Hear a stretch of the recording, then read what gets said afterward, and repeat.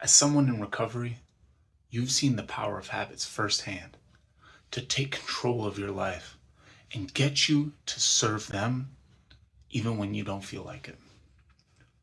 What if you flip that on its head and instead of serving them, you get those habits to serve you? That's what this video is all about today. And we're going to jam pack concepts into this session so that by the end, you understand how to intentionally design and install habits that build your life instead of tearing it down. The first concept to really understand is that we need to resist the temptation to take on a Herculean task from the jump, which inevitably falls and crumbles into nothingness. Instead, we ask ourselves, what's the smallest possible unit of action? If we want to start meditating, instead of jumping into 10 minutes a day, how about 1 minute? If we want to write a novel, start with just 1 or 2 paragraphs every morning. When we make the on-ramp to that habit too steep, unless you're driving a monster truck, you're going to fall off that ramp. But if you make that ramp nice, gradual, and drivable, you eventually get to that place where you're doing 10 pages a day like Stephen King does, or meditating 10, 15, 20 minutes, whatever works for you. But biting off more than we can chew to start with is why a lot of habits fail. It's not what we do once or twice that matters. It's what we do over months, years, and decades that leads us to the place that we want to get to in life. When you've identified the habit you want to start with, and you can stack plenty of other ones on top of it, but start with just one. Also identify where you're going to do it and when it'll happen. It's best if you have a cue of something that already happens, like getting home from work, waking up and brushing your teeth, so you can put that habit right next to one that you already have in place. Remember, the game here is consistency. So if you miss a day, which you probably will, don't miss two. And that's the third big idea. Building a habit can take up to 21 days, or 18, or 254.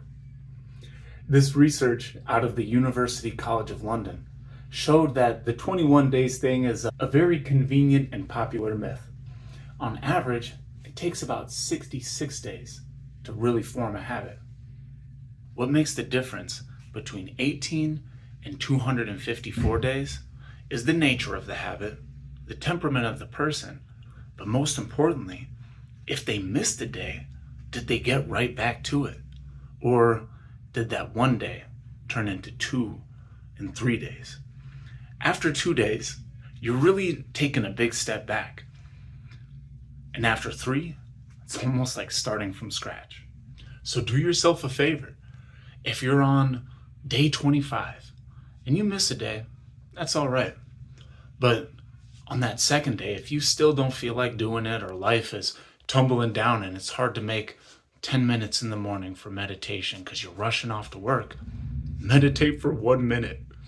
Take 3 deep breaths so you remind yourself and inform your nervous system that this is a new part of your life. When we're installing habits, we are rerouting our nervous system. We're rewriting our story. When we're installing habits into our life, we're rerouting our nervous system. We're rewriting the story of who we are. And that consistency is the most important thing. Humans are iterative learners.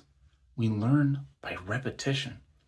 And it's not the heroic effort 1 or 2 days out of the year that make the difference. It's the 1 or 2 habits that we're faithful to that really change the story. We didn't get addicted all at once. And why should these new habits be any different? The big difference is we're earning that dopamine. We're investing effort, and it creates a healthy pattern, you saw what those old habits did to your life. What could these new habits do for them? What possibilities would open up if you stayed consistent with the things you already know are good for you? It's way too hard to stick with them by willpower alone.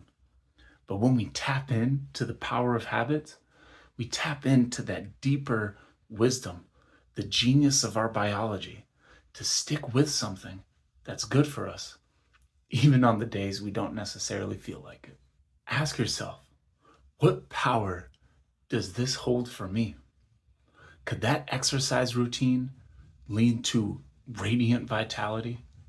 Could regular meditation give me that lasting serenity that I can bring to my family and my community? Would consistently writing every day lead to that dream career that I've wanted for so long? Would those acts of service change my relationship? Could daily acts of service renew my relationship? The same way those old habits tore down my life, are there new habits that I can use to rebuild, to recreate the life I'm experiencing in sobriety?